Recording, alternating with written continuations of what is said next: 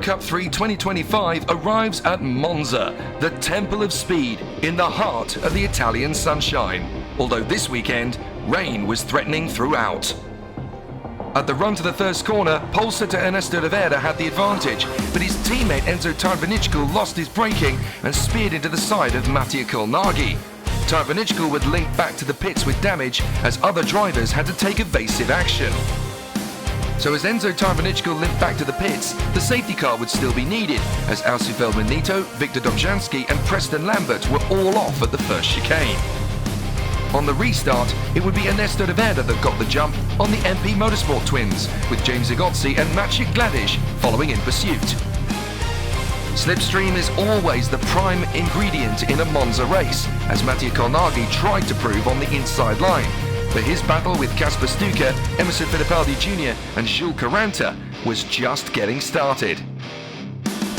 With its low downforce settings and high speeds, Monza invites mistakes.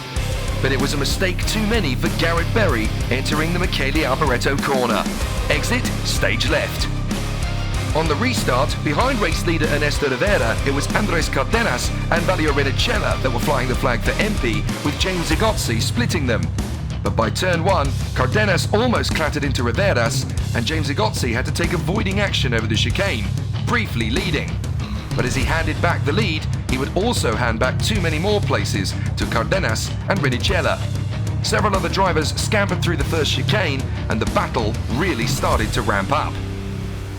There were no problems for Rivera up front as he scampered away to leave the rest of the field to duel side by side, run wide at the Lesmos and take advantage of the incredible slipstream.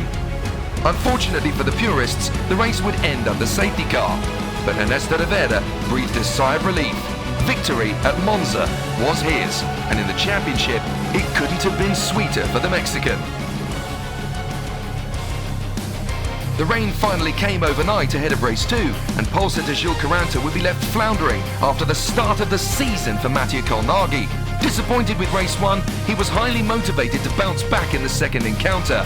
The circuit would be a little greasier and definitely hotter to handle, but the drivers found it relatively straightforward to go through the chicane this time without anywhere near as much drama as there had been in race 1.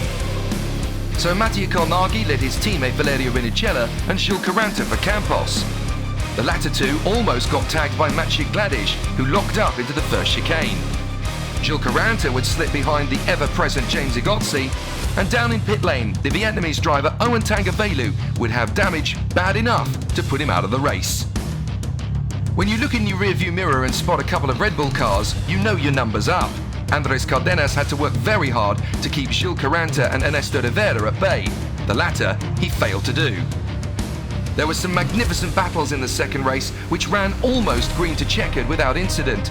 But up front, it was Mattia Colnaghi and Valerio Rinicella demonstrating to their colleagues exactly how to tame the Monza circuit.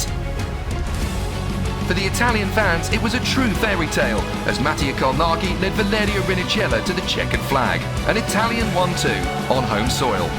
Enzo Tarnvanichkul finishing third, and Ernesto Rivera, championship leader, finishing P5, as we prepare for the next round at Assen in the Netherlands.